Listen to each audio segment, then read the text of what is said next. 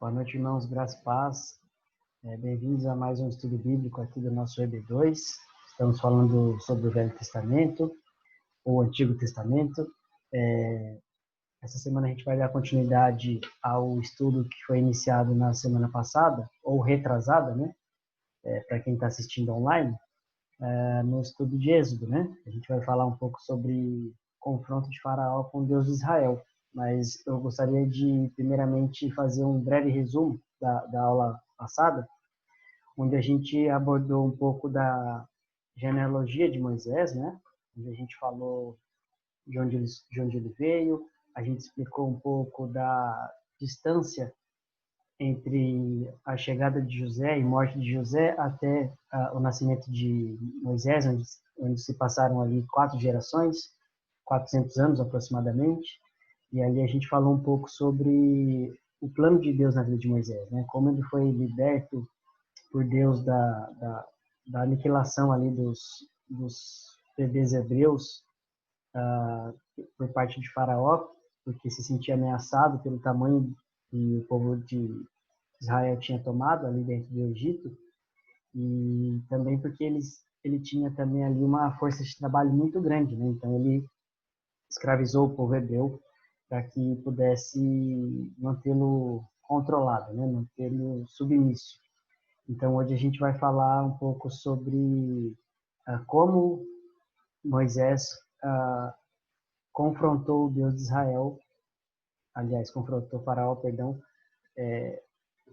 fazendo com que ele se curvasse ao Deus de Israel. A gente vai ver aí no detalhe as pragas e tudo mais. Para começar, eu gostaria de orar. Feche seus olhos. Vamos falar com o nosso Deus. Senhor Deus, muito obrigado por essa oportunidade, Pai, mais uma vez, de estar compartilhando a sua palavra, de estar diante do Senhor, Pai, para aprender um pouco mais da tua sabedoria, um pouco mais de tudo que o Senhor fez, Pai, para que nós possamos entender, Pai, como o Senhor age, conhecer um pouco mais da tua perfeição, das tuas obras, das tuas maravilhas. Por isso eu peço, Pai, que o Senhor abra nosso entendimento, que o Senhor nos ajude, Pai, a compreender, que o seu Espírito Santo esteja abrindo nossos olhos, para que nós consigamos entender, Pai, o que o Senhor tem para nós. Em nome de Jesus, abençoe cada aluno, abençoe essa aula, para a honra e glória do teu nome, Pai. Amém.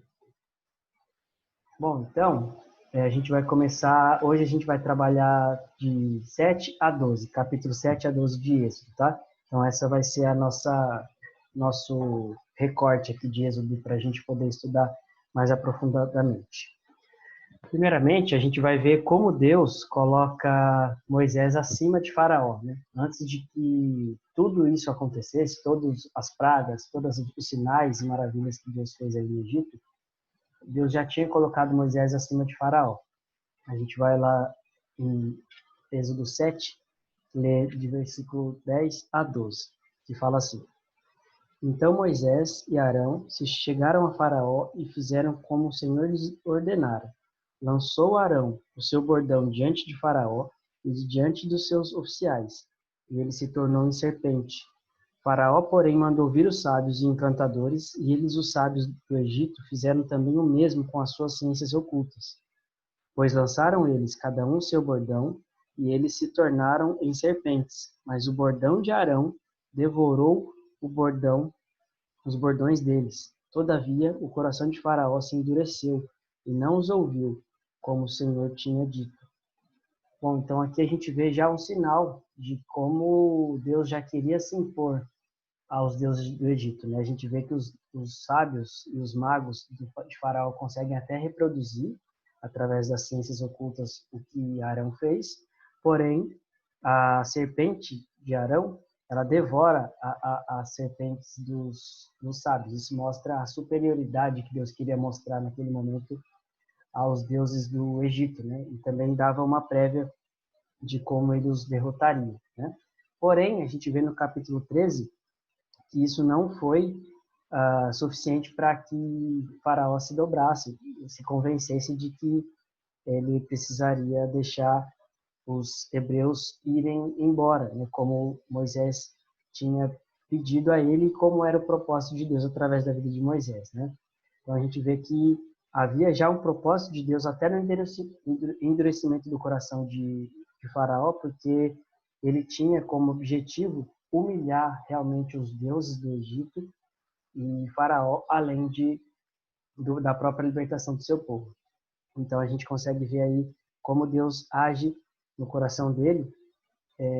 No final do versículo 13 ainda fala, como o Senhor tinha dito. Então era plano de Deus que Faraó não aceitasse. E se ele aceitasse naquele momento que Deus era soberano e libertasse o povo, ele não ia conseguir mostrar para o povo egípcio e para os hebreus como os deuses deles eram falsos, né? Então ele precisaria agir através das pragas para mostrar isso. E aí agora a gente vai entrar propriamente dito nas pragas, né? Só para vocês entenderem, para a gente situar aqui, os egípcios eles acreditavam em muitos deuses. Eles tinham um panteão de deuses, onde cada deus respondia por alguma coisa. Um respondia pela ciência, o outro respondia pelo clima, o outro respondia pela fertilidade, pela criação. Então eles eram politeístas e, consequentemente, eles eram idólatras, né? Porque eles não criam no Deus verdadeiro, Deus de Israel. Eles tinham a sua própria versão ali das forças da natureza, como cada uma sendo um Deus. Onde o Deus Ra, Deus Sol, era o principal Deus deles. Era como se fosse Zeus para os gregos e para os romanos. O Deus Ra era para os egípcios. E agora a gente vai entrar aqui no detalhe das pragas. E a primeira é a praga das águas. Tá? A gente vai ler lá no capítulo 7, versículos de 20 a 21, que diz assim: Fizeram Moisés e Arão como o Senhor havia ordenado. Arão, levantando o bordão, feriu as águas que estavam no rio, à vista de Faraó e seus oficiais. E toda a água do rio se tornou em sangue, de sorte que os peixes que estavam no rio morreram, o rio cheirou mal e os egípcios mal podiam beber a água do rio, e houve sangue por toda a terra do Egito. Então, a gente consegue ver aqui a primeira ação de Deus na humilhação e na superação aqui dos deuses do Egito, né? Esse Deus que Deus de Israel está confrontando aqui é o Deus Rapi. Ele é representado pelo Nilo, Rio Nilo. O Rio Nilo é o principal rio do Egito, é uma região muito fértil, então eles acreditavam que o próprio rio era um deus, que era o deus Hapi. Ele representava a fertilidade. Então Deus ali faz esse feito para que esse Deus fosse humilhado. Só que a gente vai ler um pouquinho mais para frente no versículo 22, fala que, porém, os magos do Egito fizeram também o mesmo com as ciências ocultas, de maneira que o coração de Faraó se endureceu e não os ouviu, como o Senhor tinha dito.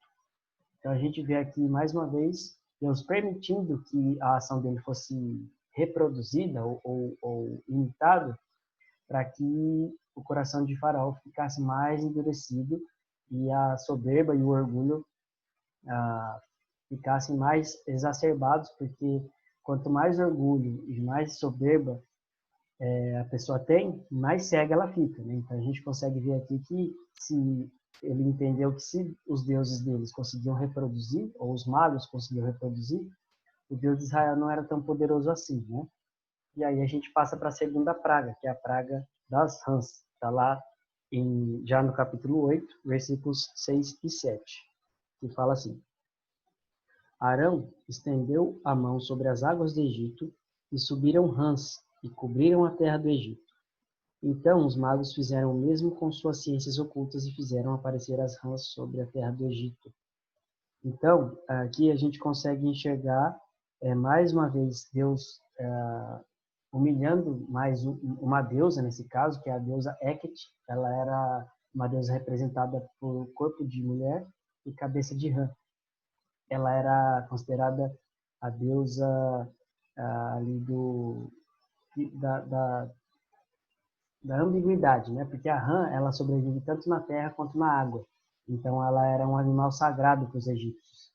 Naquela época, eles acreditavam que matar uma rã era um pecado muito grande. Você estava cometendo um ato quase que punível até de morte, porque A rã significava um animal sagrado que representava a deusa. Então aqui a gente vê como Deus faz com que essa deusa também seja humilhada, visto que a gente enxerga que foi facilmente reproduzido por Deus, ainda que fosse imitado pelos magos, porque, mais uma vez, a gente vê o propósito de Deus em endurecer o coração de Faraó, né?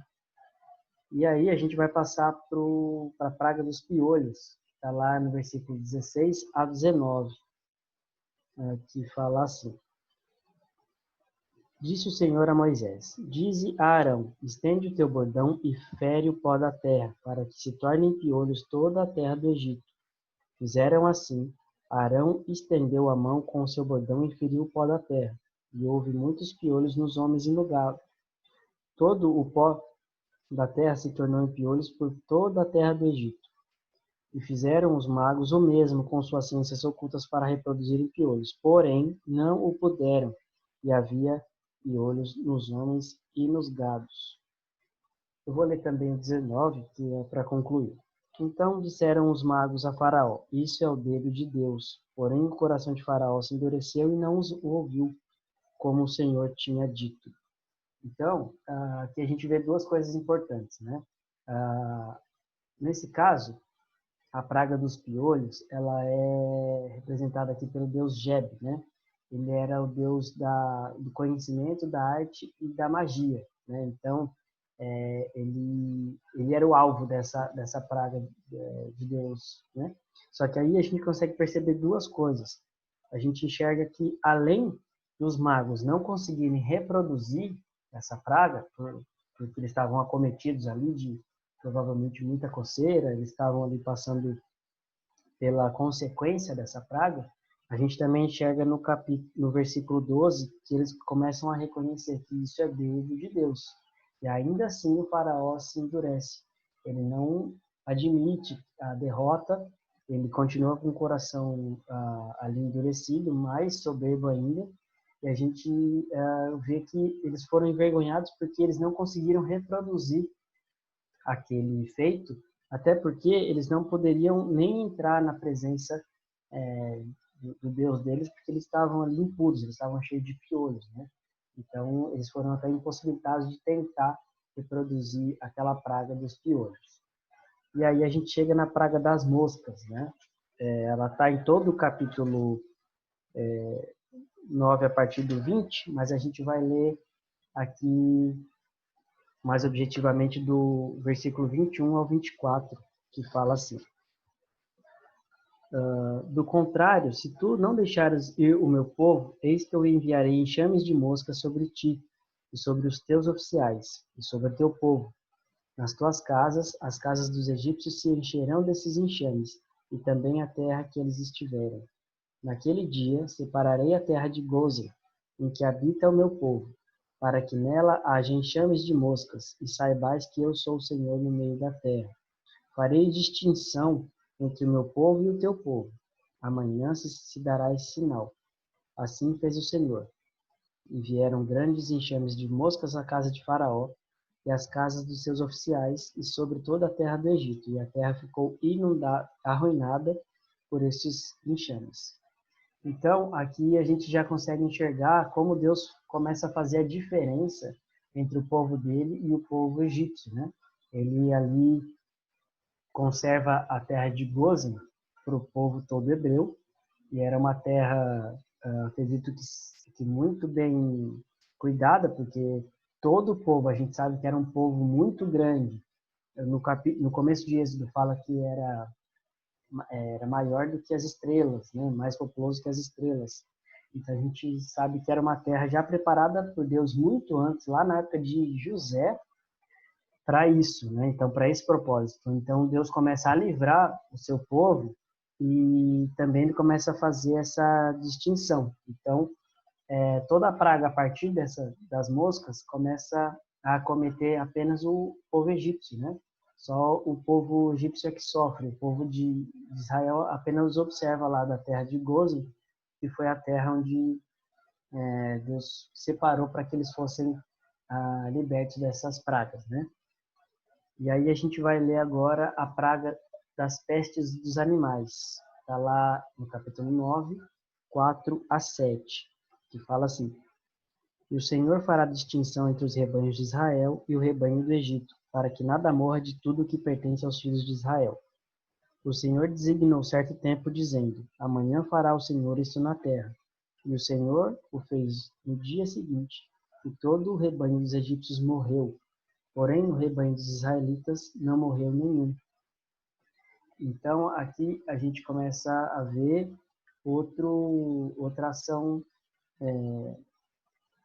de Deus ali para realmente acabar com os suprimentos dos egípcios, né? Porque se a gente lê lá no primeiro, a gente viu que ele tingiu a água do Nilo em sangue, ou seja, ali os peixes não puderam sobreviver.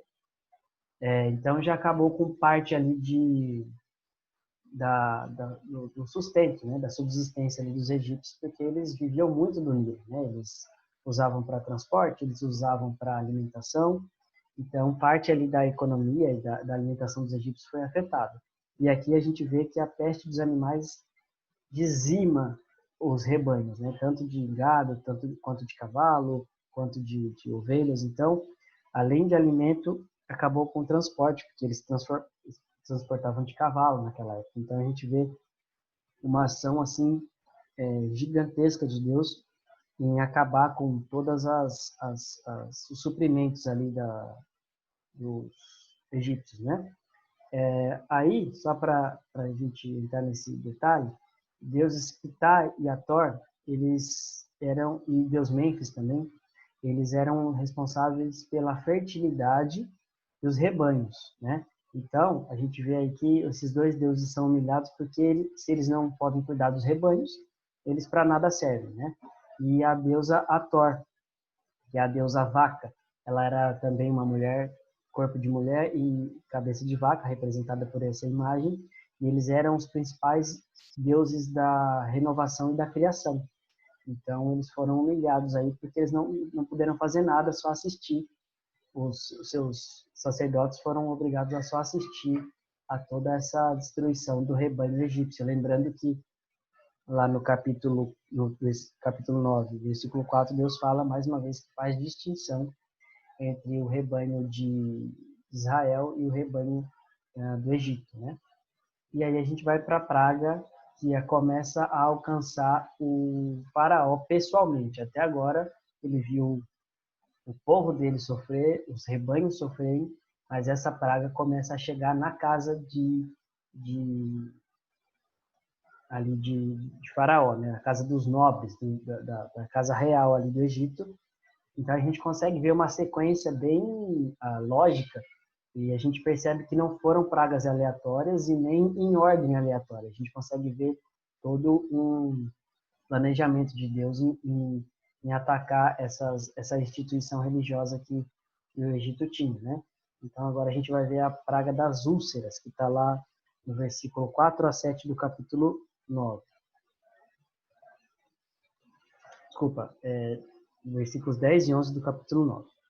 A gente vai ler lá, fala assim: Eles tomaram cinza de forno e se apresentaram a Faraó. Moisés atirou-a para o céu, e ela se tornou em tumores, que se arrebentavam em úlceras nos homens e nos animais, de maneira que os magos não podiam permanecer diante de Moisés, por causa dos tumores, porque havia tumores nos magos e em todos os egípcios. Então aqui a gente vê todos os egípcios, a gente vê que nem Faraó foi poupado dessa praga. E uma curiosidade dessa praga é que a gente percebe que foram dois deuses que foram humilhados aí, foi Nefertem ou Nefertum e Deus Tote. Nefertem era o deus da cura, né? O deus ali da medicina, então ele trazia esse conhecimento da medicina para a cura. E Tote era o deus da ciência e do conhecimento. Então ali os deuses mais uma vez humilhados, e a gente consegue ver aqui nos versículos que nem os magos conseguiram ficar diante de Moisés, tamanho era o incômodo e a dor e o problema que aquelas feridas traziam, né? Mas mais uma vez a gente vê que Faraó não cede, ele está com o coração ainda bastante orgulhoso, relutante, então ele não admite a derrota e mais uma vez ele endurece o coração dele. E aí a gente passa para a praga das pedras, chuva de pedras, né?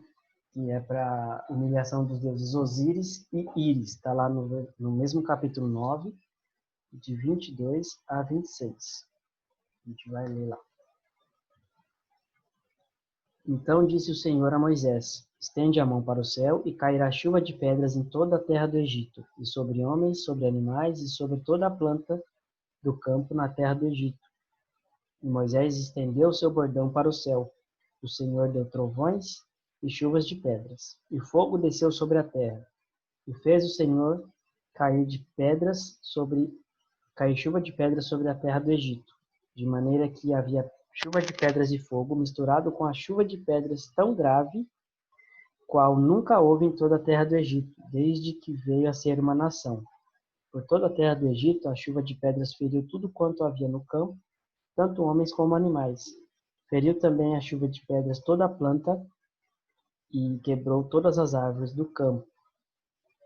Então, a gente vê aqui o extermínio de toda a subsistência que o Egito poderia ter, né, dali para frente, porque foram mortos os peixes, foram mortos os rebanhos, e agora as plantas, as árvores foram atingidas, não, ali acabou realmente toda a chance de recuperação ou subsistência do Egito, né? Então, os deuses Osíris e Íris, eles tinham controle dos elementos naturais, e aí a gente vê alguns elementos sendo citados no texto, que é fogo, chuva, né, que é água, mas ali choveu pedra, então é a terra também. Então a gente vê que eles não puderam fazer nada para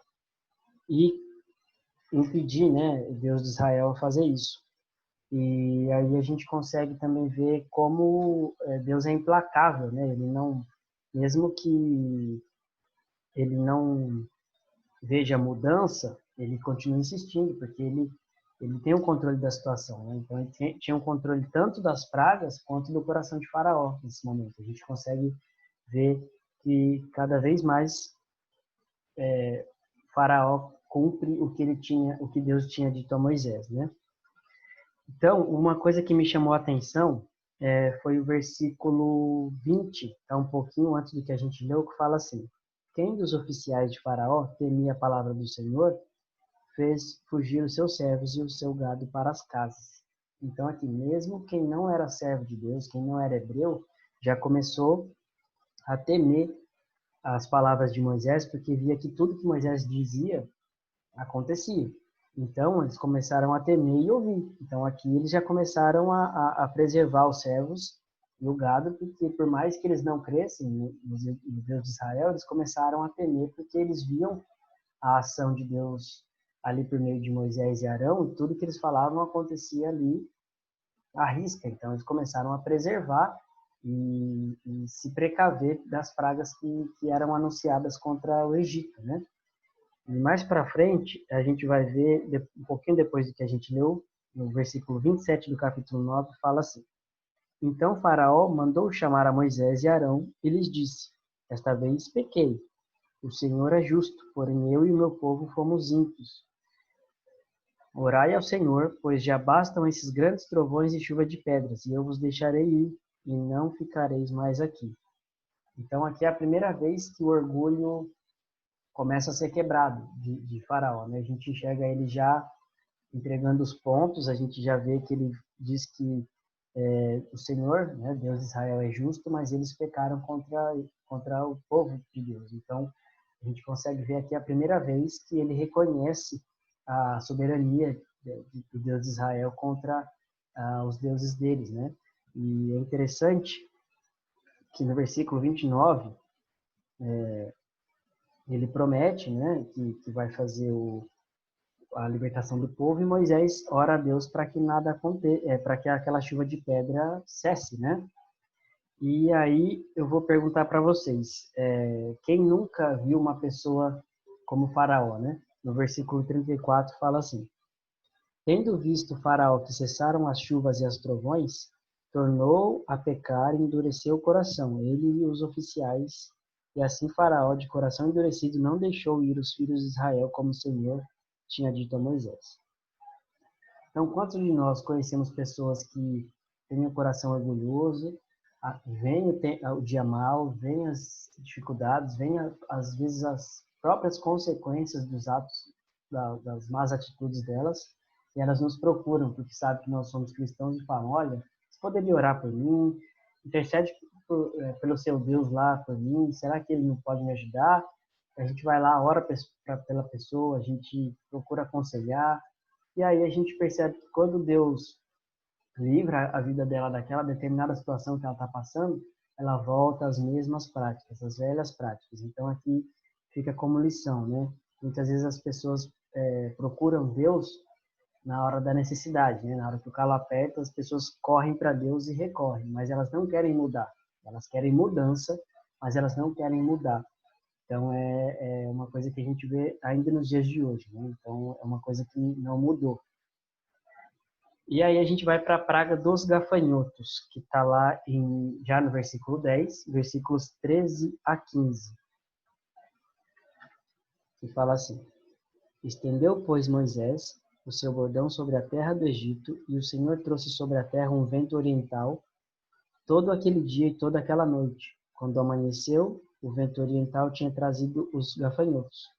E subiram os gafanhotos por toda a terra do Egito e pousaram sobre todo o território. Eram muito numerosos. Antes destes, nunca houve tais gafanhotos, nem depois deles virão outros assim. Porque cobriram a superfície de toda a terra, de modo que a terra se escureceu. Devoraram toda a erva da terra e todo o fruto das árvores que deixara a chuva de pedras. E não restou nada verde nas árvores, nem na erva do campo, nem na terra do Egito, em toda a terra do Egito. Então aqui Deus elimina qualquer possibilidade de restar alguma coisa, né? Porque se matou os peixes, matou o rebanho, choveu pedra e acabou com as plantas, com a plantação, aqui a gente vê os gafanhotos acabando com o que sobrou, né? Então, o versículo 15 fala que não sobrou nada verde. Então, a gente hoje, como nosso clima está bastante seco, a gente consegue ver ou até imaginar como ficou o Egito, né? Não havia nada verde, tão violento que foi o ataque dos gafanhotos, né? Então a gente consegue enxergar aí a humilhação do deus Shu e Sebeque. Deus Shu era o deus do ar, então ali Deus faz soprar um vento para trazer os gafanhotos e esse deus é humilhado. E Deus Sebeque, que é o deus inseto, mais um deus representado por um animal, né? Corpo de homem e cabeça de inseto. Esse deus aí do panteão também humilhado com a praga dos gafanhotos.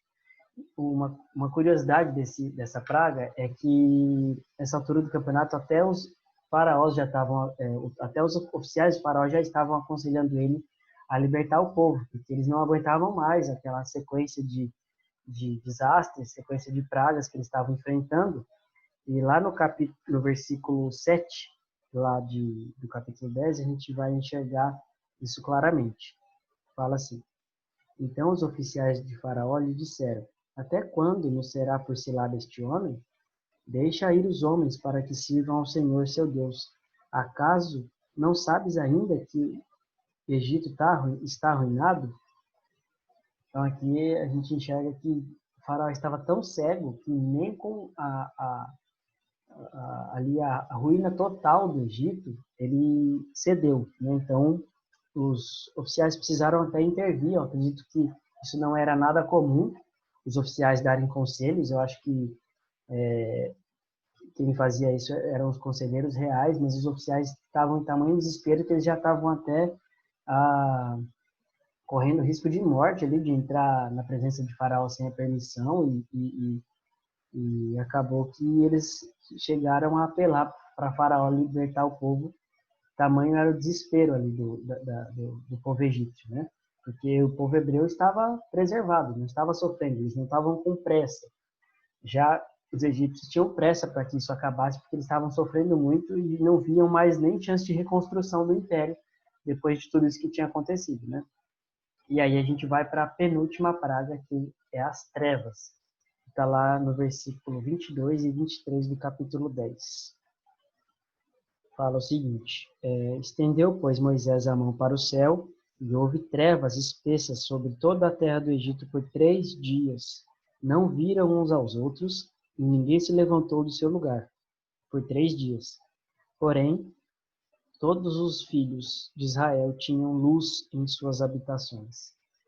Então, a gente consegue imaginar como pode ali os hebreus em tamanha escuridão a ponto de não ver uns aos outros e ficarem imóveis ali no mesmo lugar durante 3 dias ali, eu imagino, sem comer e sem dormir, de terror, e luz numa terra tão próxima que era Gozen, ali na região norte do Egito, né? Então, realmente, é uma coisa espetacular que Deus fez aqui, só mostra o poder, a soberania que ele tinha sobre os deuses do Egito, né? Então, ele consegue fazer essa coisa tão grandiosa a ponto de humilhar o Deus Ra. Como eu disse no começo, é o Deus Sol, é o Deus principal ali do panteão de deuses do Egito.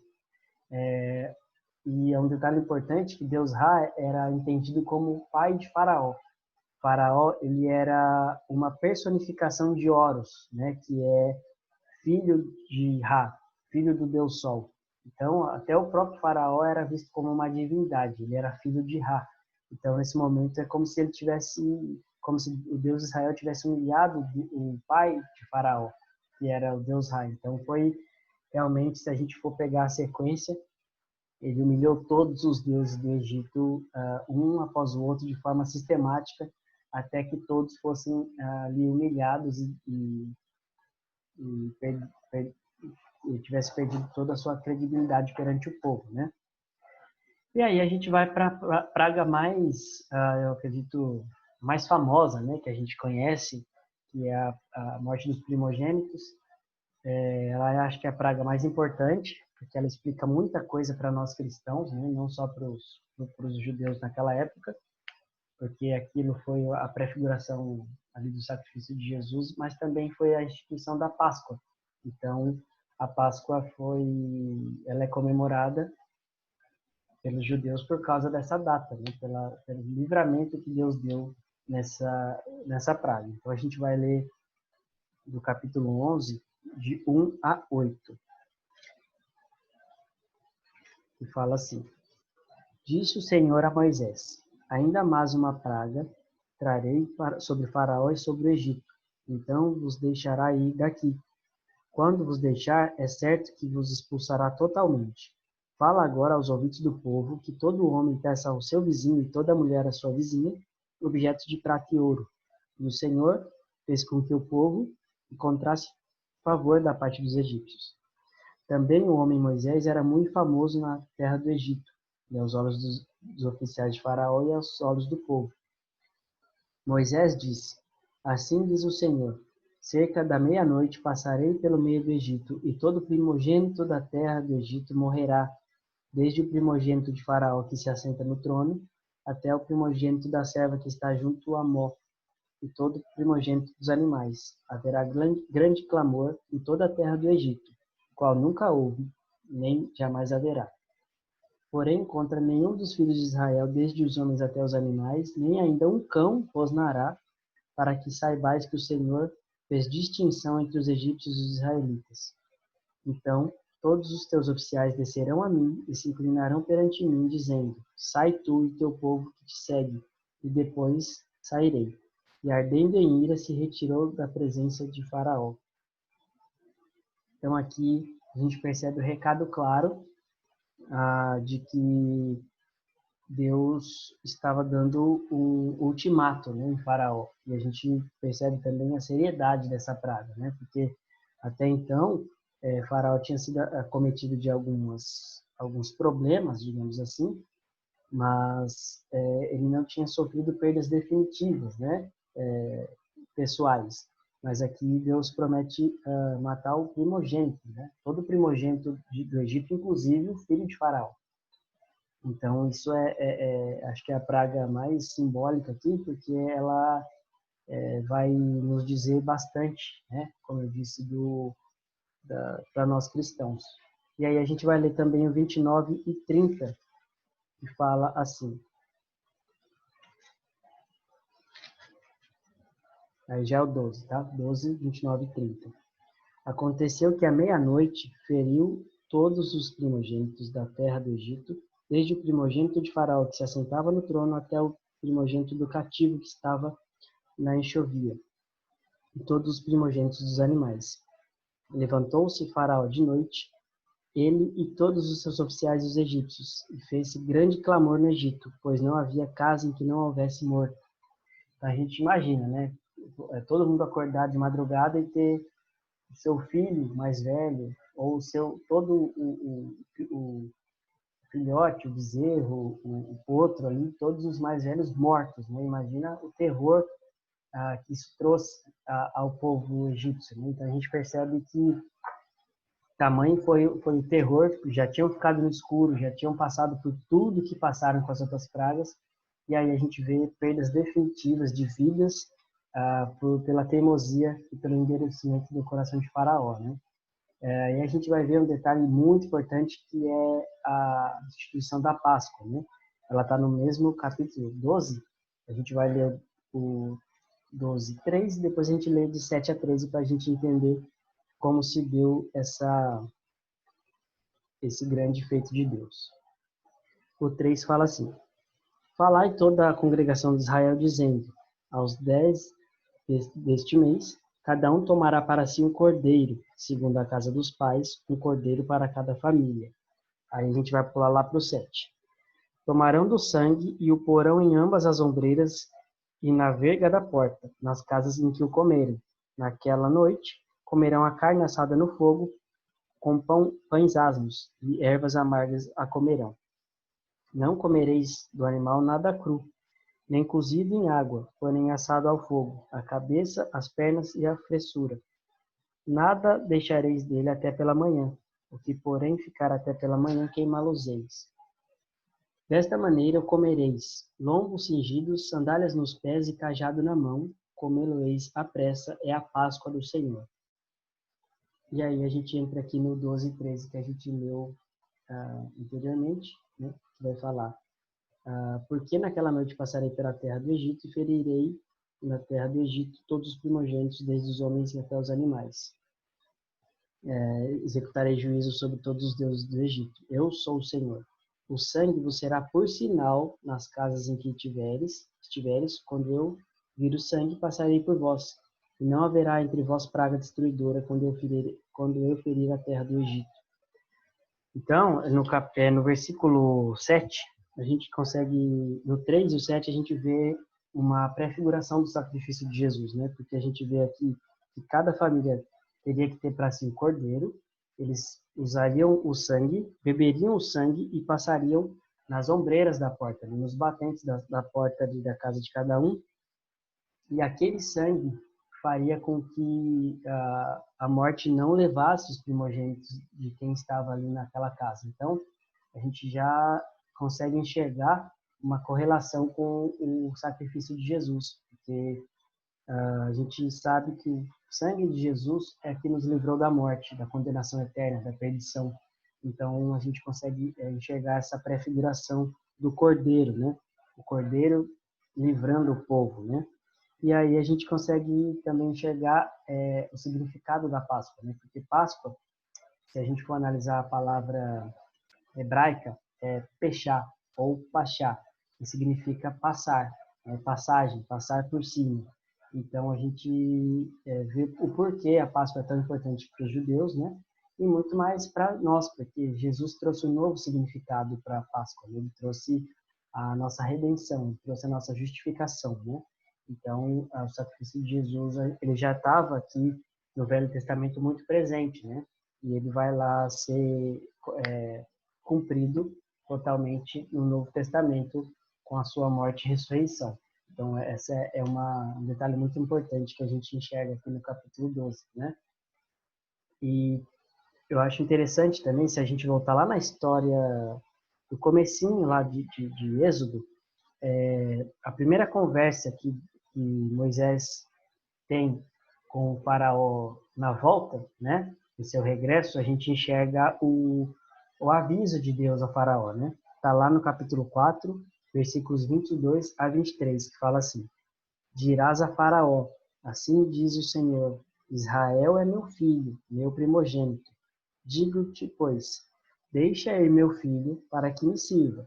Mas se recusares deixá-lo ir, eis que eu matarei teu filho, teu primogênito.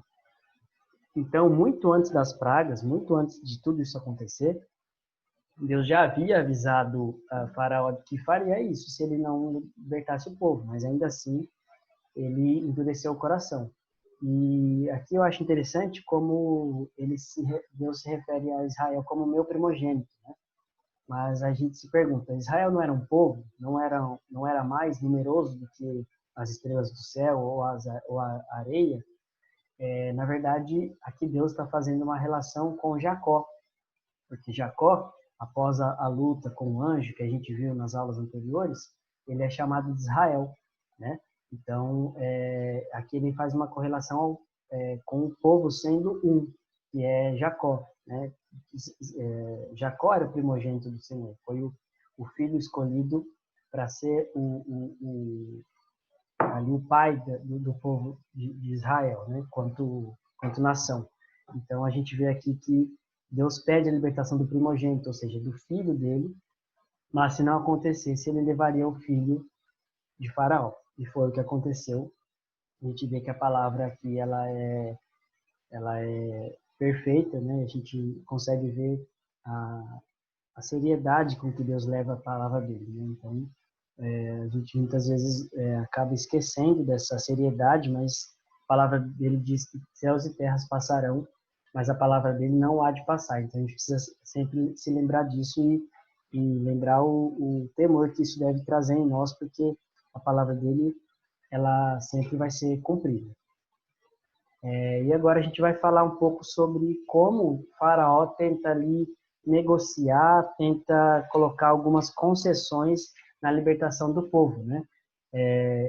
No capítulo 8, 25 a 28, a gente vai ver a primeira negociação que ele tenta fazer com Moisés, que está lá no versículo 25 a 28. Fala assim: Chamou o Faraó a Moisés e Arão e disse: Ide, oferecei sacrifícios ao vosso Deus nesta terra. Porém, Moisés respondeu: Não convém que façamos assim, porque ofereceríamos ao Senhor nosso Deus sacrifícios abomináveis aos egípcios. Eis que, se oferecermos tais sacrifícios perante os seus olhos, não nos apedrejarão eles? Temos que ir caminho de 3 dias ao deserto e ofereceremos sacrifícios ao Senhor, nosso Deus, como ele nos disser. Então disse Faraó: Deixar-vos-ei ir, para que ofereçais sacrifícios ao Senhor vosso Deus no deserto, somente que saindo não vades muito longe. Orai também por mim. Então aqui Faraó tenta dissuadir Moisés a fazer a retirada total do povo com seus pertences e rebanhos, para que ele não fosse muito longe e também fizesse naquela terra, ou seja, você vai, mas não vai muito longe. Eu não quero perder o controle sobre você. Eu quero que você fique sob o meu domínio para que, se eu precisar, se eu puder e quiser, eu posso trazer vocês de volta à força. Só que Moisés, muito sabiamente, ele responde, né? Se nós formos oferecer sacrifícios ao nosso Deus na terra do Egito, vocês vão achar abomináveis. Por quê? Porque, como a gente viu, alguns animais deles eram sagrados, representavam deuses. E se Moisés sacrificasse esses animais para Deus, isso seria abominável aos olhos dos egípcios e eles seriam mortos, com certeza. Então, Moisés usa um argumento muito bom aqui para dissuadir a proposta de Faraó. E depois a gente vai ver no versículo 10, 8 a 11, ele tenta novamente, com outra estratégia. Fala assim: Então Moisés e Arão foram conduzidos à presença de Faraó. E este lhes disse: Ide, servi ao Senhor vosso Deus, porém, quais são os que hão de servir? Respondeu-lhe Moisés: Havemos de ir com nossos jovens, nossos velhos, nossos filhos, filhas e nossos rebanhos, nossos gados. Havemos de ir, porque temos que celebrar a festa do Senhor. Replicou-lhe Faraó: Seja o Senhor convosco, caso eu os deixe ir, e as crianças.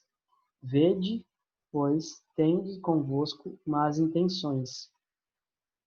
Então, a gente enxerga aqui Moisés mais uma vez recebendo uma proposta de uma concessão, né? Aqui ele pede para que deixe as crianças, né? Então, a gente enxerga mais uma vez Faraó tentando negociar isso com Moisés, só que Moisés não aceita, né? No versículo 11 ele fala assim: não há de ser assim, ide somente vós, os homens, que servi ao Senhor, pois isso é o que pedistes, e os expulsaram da presença de Faraó. Então aqui ele pede para que só vá os homens, fiquem as mulheres e crianças. Ou seja, ficaria ali um vínculo afetivo ainda com o Egito, né? Os homens, uma hora ou outra, iam voltar para tentar recuperar a família deles, que tinha ficado cativa no Egito, e a gente sabe que resultaria provavelmente na escravidão novamente de todo o povo, ou até na morte do povo em caso de revolta, ou no caso de uma saída forçada do povo contra a vontade de Faraó. E por último, no versículo 24 do capítulo 10, a gente vai enxergar mais uma vez a Faraó tentando, né? A gente fala assim: então Faraó chamou a Moisés e lhe disse: ide, servi ao Senhor, fiquem somente os vossos rebanhos e o vosso gado, as vossas crianças irão também convosco. Ou seja, já que você não quer deixar mulheres e crianças, leve as crianças, mas os seus bens ficam comigo. Faraó, muito perspicaz, ele percebeu que se ele liberasse o povo, mas não liberasse os mantimentos para os sacrifícios e para a subsistência do povo, o povo não iria longe, ela iria voltar muito rapidamente por questão de sobrevivência, né, para o Egito. Então, mais uma vez, ele tenta persuadir Moisés a fazer essa concessão, mas Moisés, mais uma vez, guiado por Deus, ali ele responde a Faraó no versículo 25. Respondeu Moisés: também tu nos tens de dar às nossas mãos sacrifícios e holocaustos que oferecemos ao Senhor nosso Deus. E assim os nossos rebanhos irão conosco. Nenhuma unha ficará, porque deles havemos de tomar, para servir o Senhor nosso Deus, e não sabemos com que havemos de servir ao Senhor até que cheguemos lá. Então, aqui, mais uma vez, Moisés muito sabiamente deixa claro, justifica e é firme, nenhuma unha ficará. Então, isso serve de lição para nós hoje, né? Para nós não usarmos de negociação ou concessão com o pecado, com o inimigo, né? Porque muitas vezes a gente deixa de fazer aquilo, mas fica sempre uma pontinha, fica sempre uma coisinha, fica sempre um resquício ali de uma prática que Deus não se agrada, e a gente acaba dando lado para isso, e isso tende a crescer, né? Então, se a gente não extirpar isso, não acabar com isso na nossa vida, a gente continuar negociando, isso vai sempre nos perseguir, vai sempre nos escravizar, como o Faraó fazia com o povo, né? E aí, a gente vai falar da conclusão, né? O que essa lição traz para nós como conclusão? O que agrega, né, para nós cristãos? Essa é a história dos hebreus, né? Mas nós somos cristãos e a gente tem que tirar, né, lições de aplicação para a nossa vida, né? Então, eu coloquei aí algumas impressões e algumas visões que eu tive desse texto que a gente leu. E a primeira é que a libertação que nós recebemos foi definitiva e completa. Então, da mesma forma que o povo hebreu foi retirado definitivamente do Egito, a gente também foi liberto por Jesus, né? Então, a gente vai ler lá em Romanos 8:1, o que diz. Então, fala assim: agora, pois, já nenhuma condenação há para os que estão em Cristo Jesus. Então, Jesus nos libertou de toda condenação, de toda escravidão. Então, a gente deve lembrar disso e ser grato a Deus, né, por ter nos libertado tão completamente, né? Então, nenhuma condenação há para os que estão em Cristo, para os que aceitaram Jesus Cristo como único Senhor Salvador da sua vida. Então, nós temos liberdade completa quando a gente aceita o sacrifício de Jesus por nós, né? Outra impressão é que a nossa liberdade é inegociável. Então, assim como Moisés não negociou, não cedeu, não ouviu, não atendeu às exigências ou a proposta de Faraó, a gente também não deve negociar a nossa liberdade. Está lá em Gálatas 5:1, que fala assim: para a liberdade foi que Cristo nos libertou. Permaneceis, pois, firmes e não vos submetais de novo a jugo da escravidão. Então, nas próximas aulas, e quem conhece Êxodo conhece como o povo, depois de liberto, deu muito trabalho a Moisés ali no deserto, porque eles sempre se recordavam e murmuravam, porque eles diziam que era melhor ser escravo no Egito do que livre no deserto, né? Sustentado por Deus. Só que nesse versículo a gente enxerga que, uma vez livre, a gente não pode ser escravo novamente. A gente foi liberto, então a gente não pode se submeter novamente à escravidão, seja de vício, seja de pessoas, seja de práticas. Enfim, a gente é livre totalmente de escravidão e de submissão. A gente só é submisso a Deus, porque foi Ele que nos libertou, né? Nós fomos comprados a preço de sangue, a palavra diz. Então a gente precisa se conservar livre em Deus para que a gente não caia de novo em jugo de escravidão. A terceira impressão é que nós não podemos trazer nada do nosso período de escravos, ou seja, como diz que a gente acabou de ler em Êxodo, nenhuma unha deve ficar nossa para trás, né? A gente deve realmente viver uma nova vida a partir a partir da nossa conversão. Está lá em 2 Coríntios 5:17, que fala assim: e assim, se alguém está em Cristo, é nova criatura. As coisas antigas se passaram, eis que se fizeram novas. Então a gente tem que realmente ser nova criatura, esquecer o Egito, esquecer aquela vida que a gente tinha, aquelas práticas que a gente tinha, que nos afastavam de Deus, que nos tornavam inimigos de Deus, e começar uma nova vida. A gente é nova criatura, né? As coisas velhas se passaram, ou seja, tudo ficou para trás, nada daquilo mais nos condena, nos persegue. A gente tem a oportunidade de recomeçar, e a melhor forma de recomeçar é em Cristo, né? Sendo nova criatura e tendo novas práticas, né? Porque a gente sabe que a fé sem obras ela é morta, então a nossa prática precisa ser o fruto, né? Precisa ser do Espírito, né? Não o fruto da carne que traz o pecado que gera a morte, né? A quarta impressão é que Deus nos livra da sua ira. Então, a gente vai ler lá em Malaquias 3:18, que fala assim: então, vereis outra vez a diferença entre o justo e o perverso, entre o que serve a Deus e o que não o serve.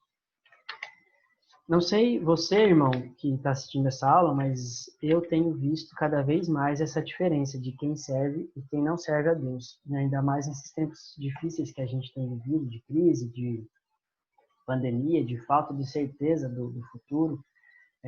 Nós vemos que quem tem Deus, por mais que esteja passando por problemas, por mais que esteja passando por desafios ou por tribulações, a gente enxerga a paz na vida da pessoa, a gente enxerga que ela confia em Deus, ela descansa no Senhor. Já quem não serve, a gente percebe o desespero, o pânico, muitas pessoas desenvolvendo depressão, muitas pessoas ficando isoladas, e a gente consegue enxergar como o mundo escraviza, como o mundo realmente pesa sobre os ombros dessas pessoas, né? E Deus nos livra de tudo isso. Mesmo nós passando por tudo isso, Ele nos livra em meio à tribulação. Então, a gente consegue enxergar a diferença realmente na vida de quem serve e quem não serve a Deus. E a quinta impressão, eu queria ler lá em João 8:36. Quem quiser abrir, por favor, abra comigo para a gente ler essa quinta impressão, que fala o seguinte: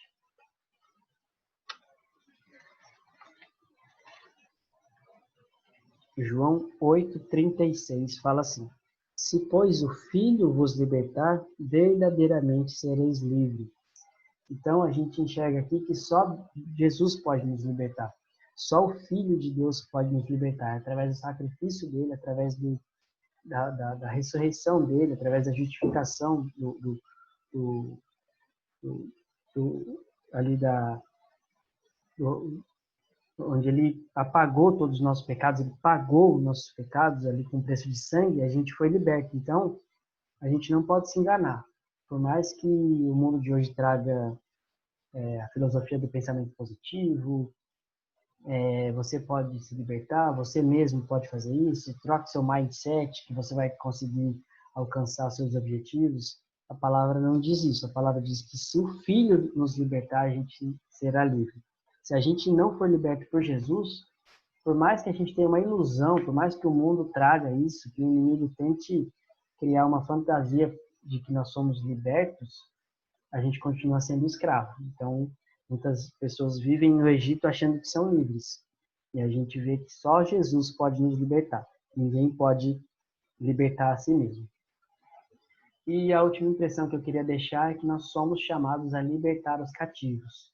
Assim como Moisés e Arão foram convocados por Deus para libertar o povo do Egito, nós, a partir do momento que nós somos resgatados e chamados por Jesus, nós também temos esse papel, que é de tirar as pessoas do Egito, tirar as pessoas da escravidão do pecado, tirar as pessoas dessa perdição, desse caminho de sofrimento eterno que elas estão, né? Então, eu gostaria de ler Isaías 61, 1, uma passagem muito bonita, que diz assim: O Espírito do Senhor Deus está sobre mim, porque o Senhor me ungiu para pregar boas obras aos quebrantados, enviou-me a curar os quebrantados de coração, a proclamar libertação aos cativos e a pôr em liberdade os algemados. Então, que nós possamos guardar isso no nosso coração, nós possamos ter isso em mente, que é nossa responsabilidade chamar a liberdade dos cativos, quebrar as cadeias do inferno, realmente batalhar contra o mal nessa terra, porque nós somos, a partir do momento que somos de Jesus, nós entramos numa batalha, né? A batalha estava perdida antes, porque a gente estava no pecado, mas Deus já ganhou essa batalha por nós e nós precisamos levar isso para as outras pessoas. Nós precisamos ser canal de bênção, nós precisamos ser sal da terra e nós somos chamados a libertar essas pessoas.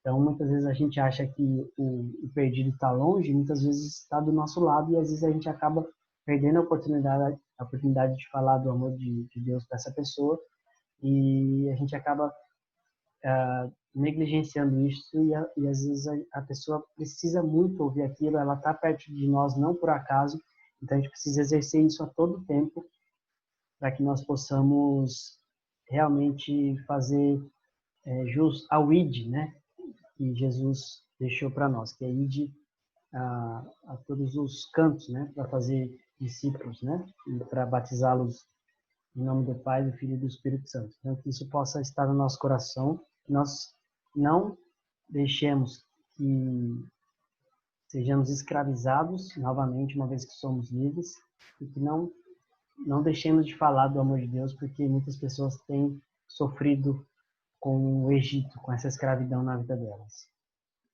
Então, aí estão os meus contatos. Eu queria agradecer você por ter ficado até aqui nessa aula.